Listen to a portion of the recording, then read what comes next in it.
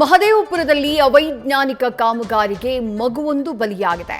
ಬೈಕ್ಗೆ ಹಿಂಬದಿಯಿಂದ car ಬಂದು ಡಿಕ್ಕಿ ಹೊಡೆದಿದೆ. ಮಗು ಸಾವನ್ನಪ್ಪಿದೆ. 2 ವರ್ಷದ ತ್ರಿಶೂಲ್ ಸಾವನ್ನಪ್ಪಿದಂತಹ ಕಂದಮ್ಮ ಕುಟುಂಬಸ್ಥರ ಆಕ್ರಂದನ ಮುಗಿಲುಮುಟ್ಟಿದೆ. ಅವೈಜ್ಞಾನಿಕ ಕಾಮಗಾರಿಯಿಂದಾಗಿ ಇಂಥದ್ದೊಂದು ಅಪಘಾತ ನಡೆದಿದೆ ಅನ್ನುವಂತಹ ಆರೋಪ ಕೇಳಿಬರ್ತಾ ಇದೆ. ಕಳೆದ 6 ತಿಂಗಳಿನಿಂದ ಇಲ್ಲಿ ರಸ್ತೆ ದುರಸ್ತಿ ಕಾರ್ಯ ನಡೀತಾ ಇತ್ತು. ಇವತ್ತು ಬೈಕ್ನಲ್ಲಿ ಹೋಗ್ತಾ ಇದ್ದಂತಹ ಟೈಮ್ನಲ್ಲಿ ಹಿಂಬದಿಯಿಂದ ಕಾರು ಬಂದು ಡಿಕ್ಕಿ ಹೊಡಿತಾ ಇದ್ದ ಹಾಗೆ ರಸ್ತೆಗೆ ಬಿದ್ದಂತಹ ಕಂದಮ್ಮ ಜೀವ ಕಳ್ಕೊಂಡಿದೆ.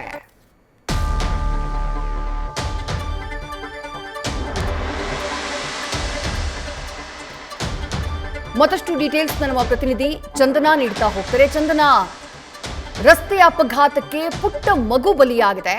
ಅಪಘಾತ ಹೇಗಾಯ್ತು? ಅವೈಜ್ಞಾನಿಕ ಕಾಮಗಾರಿಗೆ ಮಗು ಸಾವನ್ನಪ್ಪಿರೋದು ಅನ್ನುವಂಥ ಆರೋಪ ಕೇಳಿ ಬರ್ತಾ ಇರೋದು ಯಾಕೆ ಚಂದನಾ?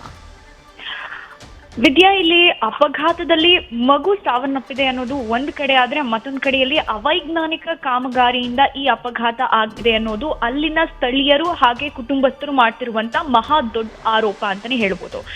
ಇವತ್ತು ಬೆಳಗ್ಗೆ ಅಂದ್ರೆ ಬೈಕ್ ನಲ್ಲಿ ಆ ಮಗು ಪೋಷಕರ ಜೊತೆ ಹೋಗ್ತಾ ಇರತ್ತೆ. ಆ ಸಂದರ್ಭದಲ್ಲಿ ಹಿಂದಿನಿಂದ ಒಂದು ಕಾರ್ ಡಿಕ್ಕಿ ಆಗುತ್ತೆ. ಕಾರ್ ಡಿಕ್ಕಿ ಆಗಿದ್ದಕ್ಕೆ ಚಾಲಕನ ನಿರ್ಲಕ್ಷ್ಯ ಎದ್ದು ಕಾಣುತ್ತೆ. ಹೌದು, ಮತ್ತೊಂದ್ ಕಡೆಯಲ್ಲಿ ಅಲ್ಲಿ 6 ತಿಂಗಳಿಂದ ಒಂದು ಕಾಮಗಾರಿ ನಡೀತಾ ಇರುತ್ತೆ, ದುರಸ್ತಿ ಕಾರ್ಯ ನಡೀತಾ ಇರುತ್ತೆ.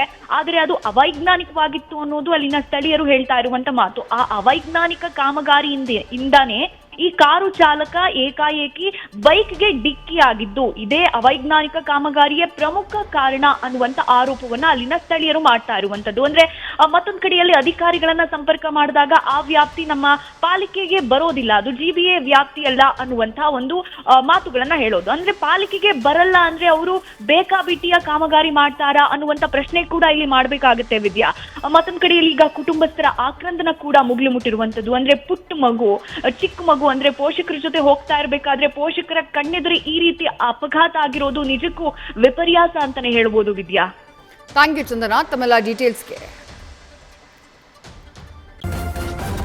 ನ್ಯೂಸ್ ಫಸ್ಟ್ ನಿರ್ಭೀತಿಯಿಂದ ನಿಮ್ಮ ಪರವಾಗಿ.